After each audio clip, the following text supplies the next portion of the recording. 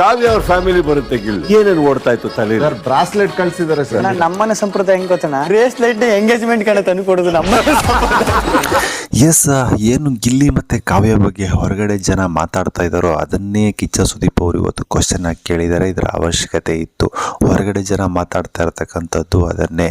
ಯಾವಾಗ ಕಾವ್ಯ ಅವರ ಅಪ್ಪ ಬಂದ್ಬಿಟ್ಟು ಗಿಲ್ಲಿಗೆ ಬ್ರಾಸ್ಲೆಟನ್ನು ಕೊಟ್ಬಿಟ್ಟು ಹೋದ್ನೋ ಬಿಗ್ ಬಾಸ್ ಮನೆ ಒಳಗಡೆ, ಅವಾಗಿನಿಂದ ಜನಗಳಿಗೆ ಡೌಟು ಸ್ಟಾರ್ಟ್ ಆಗಿದೆ. ಎಲ್ಲೋ ಒಂದು ಕಡೆ ನೋಡಿ, ಇಲ್ಲಿ ಕಾವ್ಯ ಅಣ್ಣ ಅಣ್ಣ ಅಂತಾಳೆ, ತುಂಬ ಸಾರಿ ಅಣ್ಣ ಅಣ್ಣ ಅಂತಲೇ ಕರೀತಾಳೆ.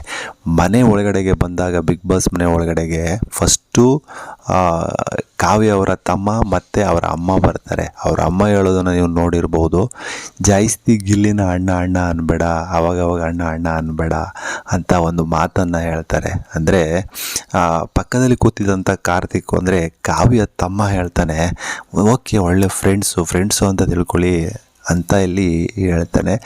ಆದರೆ ಇಲ್ಲಿ ಅವರ ತಮ್ಮನ ಮೈಂಡಲ್ಲಿ ಆಲ್ಮೋಸ್ಟು ಗಿಲ್ಲಿಯನ್ನು ಕಂಡ್ರೆ ಆಗ್ತಾ ಇರಲಿಲ್ಲ ಅಂತ ನಮಗೆ ಕಾಣಿಸ್ತಾ ಇತ್ತು. ಫಸ್ಟ್ ದಿನ ಬಂದಾಗ ನಮಗೆ ಕಾಣಿಸ್ತಾ ಇದ್ದಿದ್ದು. ಆದರೆ ಫಸ್ಟ್ನೇ ಸಾರಿ ಏನು ಅವ್ರು ಹೊರಟೋಗ್ಬಿಡ್ತಾರೋ, ಎರಡನೇ ಸಾರಿ ಅವ್ರ ಅಪ್ಪ ಮತ್ತು ಅವ್ರ ಅಮ್ಮ ಬರ್ತಾರೋ, ಕಾವ್ಯ ಅವ್ರ ಅಪ್ಪ ಅಮ್ಮ, ಆವಾಗ ಆಲ್ಮೋಸ್ಟು ಎಲ್ರಿಗೂ ಕೂಡ ಇಲ್ಲಿ ಗಿಲ್ಲಿ ಮೇಲೆ ಪ್ರೀತಿ ಇದೆ ಅಂತ ಕಾಣಿಸ್ತು. ಯಾಕೆಂದರೆ ಅವರ ಅಪ್ಪ ಬಂದ್ಬಿಟ್ಟು ಗಿಲ್ಲಿಗೆ ಬ್ರಾಸ್ಲೆಟನ್ನು ಹಾಕ್ತಾರೆ.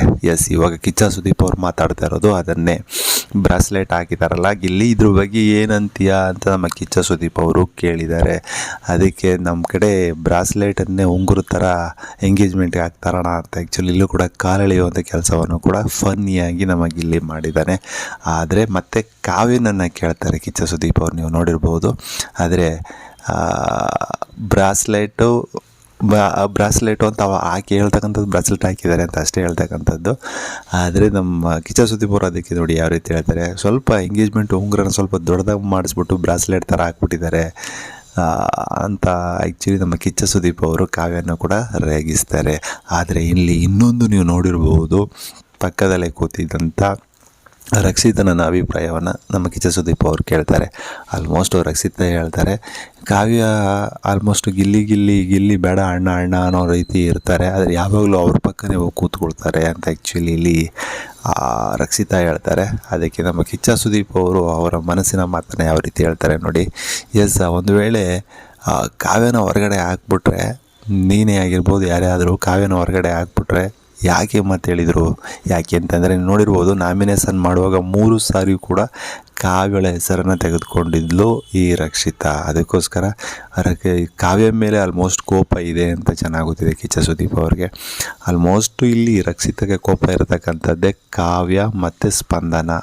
ಯಾಕೆಂದರೆ ಈಗ ಹೊರಗಡೆ ಜನ ಮಾತಾಡ್ತಾ ಇರೋದು ಹಾಗೇ, ಇಲ್ಲಿ ಕಾವ್ಯ ಮತ್ತು ಸ್ಪಂದನನ ಏನಾದರೂ ಮಾಡಿ ರಕ್ಷಿತಾ ಹೊರಗಡೆ ಹಾಕ್ಬಿಟ್ರೆ ಗಿಲ್ಲಿಯ ಪಕ್ಕ ನಾನಿರ್ಬೋದು ಯಾವಾಗಲೂ ಅನ್ನುವಂಥ ಒಂದು ಉದ್ದೇಶವನ್ನು ಇಟ್ಕೊಂಡಿದ್ದಾಳೆ ಅಂತ ಹೊರಗಡೆ ಜನ ಮಾತಾಡ್ತಾ ಇದ್ದಾರೆ. ಕಿಚ್ಚ ಸುದೀಪ್ ಅವರು ಕೂಡ ಹೇಳಿದ್ದು ಇದನ್ನೇ, ಒಂದು ವೇಳೆ ಕಾವ್ಯನ ಹೊರಗಡೆ ಹಾಕ್ಬಿಟ್ರೆ ತಾನು ಕೂತ್ಕೋಬೋದು ಅಂದ್ಕೊಂಡಿದ್ಯಾ ಅಂದ್ಬಿಟ್ಟು ಆ್ಯಕ್ಚುಲಿ ಇಲ್ಲಿ ರೇಗಿಸುವಂಥ ಕೆಲಸವನ್ನು ಮಾಡ್ತಾರೆ. ಎಸ್, ಏನೇ ಆಗಿರಲಿ, ಆದರೆ ಇಲ್ಲಿ ನಮಗೆ ಇನ್ನೊಂದು ಸಿಕ್ಕಾಬಿಟ್ಟೆ ಡೌಟ್ ಕಾಡ್ತಕ್ಕಂಥದ್ದು, ನೀವು ನೋಡಿರ್ಬೋದು, ನಾಮಿನೇಷನಿಂದ ಉಳಿಸ್ಕೊಳ್ಳೋಕ್ಕೆ ನಮ್ಮ ಗಿಲ್ಲಿ ಪಟ್ಟಂಥ ಸಾಹಸ ಇದೆಯಲ್ವ, ಅದನ್ನೆಲ್ಲವನ್ನು ಕೂಡ ನೋಡಿದಾಗ ಅವನ ಒಂದು ಪ್ರೀತಿ ಅಂದರೆ ಕಾವ್ಯ ಮೇಲೆ ಇರತಕ್ಕಂಥ ಒಂದು ಪ್ರೀತಿ ಯಾವ ಮಟ್ಟಿಗೆ ಇದೆ, ಅಗಾಧವಾಗಿದೆ ಅನ್ನೋದು ನಮಗೆ ಎದ್ದು ಕಾಣುತ್ತೆ. ಆದರೆ ಇಲ್ಲಿ ಇವಳು ಈಕೆ ಬಂದ್ಬಿಟ್ಟು ಅಣ್ಣ ಅಂತ ಹೇಳ್ತಾ ಇದ್ದಾಳೆ. ಆದರೆ ಇದು ಯಾವ ರೀತಿ ಹೋಗುತ್ತೆ ಏನು ಅನ್ನೋದು ಒಂದು ಸ್ವಲ್ಪ ಇವಾಗ ಇತ್ತೀಚೆಗೆ ಗೊಂದಲ ಸ್ಟಾರ್ಟ್ ಆಗಿಬಿಡ್ತು. ಅವರಪ್ಪ ಬ್ರಾಸ್ಲೆಟ್ ತಗೊಂಬಂದು ಕೊಟ್ಟ, ಇದೆಲ್ಲ ಗೊಂದಲ ಆಯಿತು. ಆದರೆ ಅದು ಒಂದು ಫ್ರೆಂಡ್ಶಿಪ್ ಅಷ್ಟೇ. ಆದರೆ ಫ್ರೆಂಡ್ಶಿಪ್ಗೆ ಯಾಕಪ್ಪ ಈ ಲೆವೆಲ್ಗೆ ಗಿಲ್ಲಿ ಆಕೆಯನ್ನು ಉಳಿಸ್ಕೊಳ್ಳೋಕೆ ಪ್ರಯತ್ನ ಪಡ್ತಾ ಇದ್ದಾರೆ ಅನ್ನೋದು ಕೂಡ ಇನ್ನೊಂದು ಕಡೆ ಎಲ್ಲೋ ಒಂದು ಕಡೆ ಗಮನವನ್ನು ಕೂಡ ಸೆಳೀತದೆ. ಯಾಕೆಂದರೆ ಈಗ ಫ್ರೆಂಡ್ಶಿಪ್ ಅಂತ ಹೋದರೆ ರಕ್ಷಿತನೂ ಫ್ರೆಂಡೇ, ಆ ರೀತಿಯ ಸ್ಪಂದನೂ ಫ್ರೆಂಡೇ, ರಘು ಅಂತೂ ಫ್ರೆಂಡೇನೆ ಅಲ್ವಾ. ಅವ್ರನ್ನೆಲ್ಲ ಈಗ ರಘುನ ಫಸ್ಟ್ ಹಿಂದೆ ಒಂದು ಮಾತು ಹೇಳಿದ್ದ ಗಿಲ್ಲಿ, ಎಂಥ ಸಂದರ್ಭ ಬಂದರೂ ಅಣ್ಣ ನಾನು ಫ್ರೆಂಡ್ಶಿಪ್ಪನ್ನು ಬಿಟ್ಕೊಡಲ್ಲ ಅಂತ ಹೇಳಿದ್ದ. ಓಕೆ, ಇದು ಕಾವ್ಯ ವಿಚಾರದಲ್ಲಿ ಸತ್ಯ ಆಗ್ತಾ ಇದೆ, ಆದರೆ ರಘು ಅವರ ವಿಚಾರದಲ್ಲಿ ಯಾಕೆ ಸತ್ಯ ಆಗ್ತಾ ಇಲ್ಲ ಅಲ್ವಾ.